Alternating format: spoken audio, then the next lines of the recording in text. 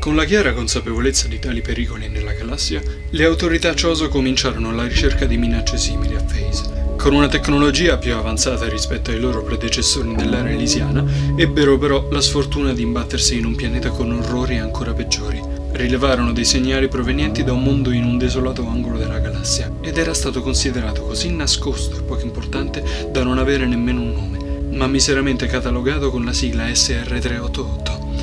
Un'analisi dettagliata aveva sollevato alcune osservazioni molto strane. Anche se apparentemente minerale, le caverne e i liquidi al di sotto della sua superficie mutavano a un ritmo metabolico, come se l'intero pianeta stesso fosse un essere vivente.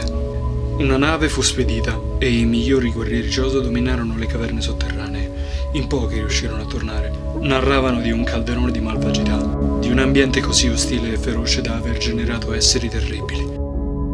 Sotto la superficie, l'evoluzione è stata sconfitta da un abominio in grado di rubare la carne, abilità, i ricordi e la forza di tutte le prede. La creatura era una fusione di energia e plasma che parassitava sulla vita stessa. Senza una parola adatta a descrivere l'incubo scoperto, i Chozo lo denominarono semplicemente X. Se questi parassiti X avessero accesso a un universo più vasto, non ci sarebbe alcuna forza in grado di contenerli. Questa minaccia andava affrontata. Ricordando l'apparente successo dei loro predecessori su Phase, un piano venne messo in atto. I Chozo unirono i loro migliori, i più intelligenti, i più forti e i più saggi.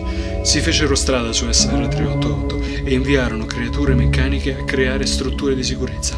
I robot e i guerrieri repressero tutti gli ostacoli incontrati dai parassiti X, ma le perdite erano ingenti. Sembra che il pianeta stesse combattendo i Chozo in tutti i modi, affogando gli invasori nell'acido e scatenando imboscate delle creature. L'infinito sciame dei parassiti X assumeva forze grazie ai cadaveri intorno. Nelle profondità del pianeta venne creato un laboratorio con mura composte da materiale in grado di resistere all'acido di SR388. Gli scienziati Chozo si misero al lavoro. Cercarono di ripetere il piano dei loro antenati, usare Metroid per annientare predatori troppo pericolosi per esistere. Senza avere accesso alla fonte di radiazioni che erano a disposizione nella spedizione su Phase, i progressi erano assai lenti. Con la guerra contro il pianeta che infuriava attorno a loro, gli scienziati furono in grado di creare dei Metroid, ma non abbastanza potenti da sopraffare i parassiti X. Serviva un nuovo approccio. I Chozo riuscirono a generare una Metroid regina, una creatura colossale in grado di riprodurre le uova dalle quali sarebbero nati dei Metroid. Una volta schiuse le uova, i Metroid neonati risultavano creature forti e durevoli, e finalmente in grado di combattere la minaccia X. Gli scienziati sapevano che, per eliminare completamente i parassiti, la presenza dei Metroid su SR388 doveva essere permanente, e per far sì che la specie non si fosse sovrannutrita e non interferisse sulla catena alimentare, installarono un istinto nella mente bestiale della Metroid regina. Solo 39 Metroid alla volta dovevano esistere sul pianeta. Ciò, si sperava, avrebbe mantenuto alto il loro numero da poter annientare ogni tentativo di riemersione degli X, ma anche basso da non consumare il resto della vita sul pianeta e, di conseguenza, morire di fame.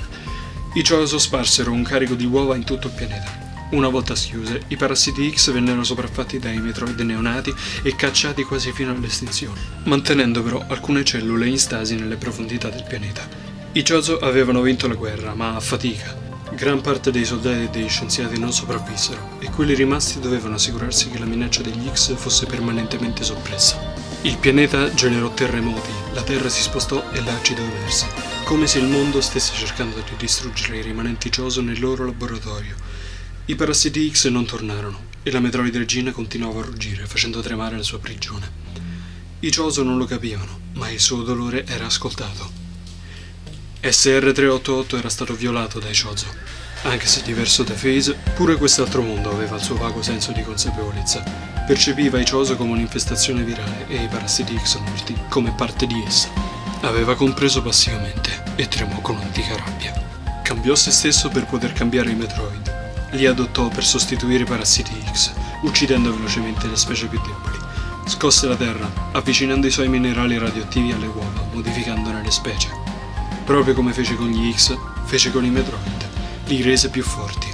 Comparvero velocemente Metroid Alpha, Gamma, Zeta e Omega e risposero ai richiami della regina. Con la loro massa e la loro forza infransero il laboratorio e massacrarono i loro creatori Chozo. SR-388 si sviluppò in un nuovo calderone di ostilità. I Metroid erano i predatori alfa, i robot dei Chozo impazzirono e si aggiravano nelle rovine, uccidendo a vista. La missione per annientare i Parasite X era stata compiuta, ma il pianeta aveva avuto la sua vendetta.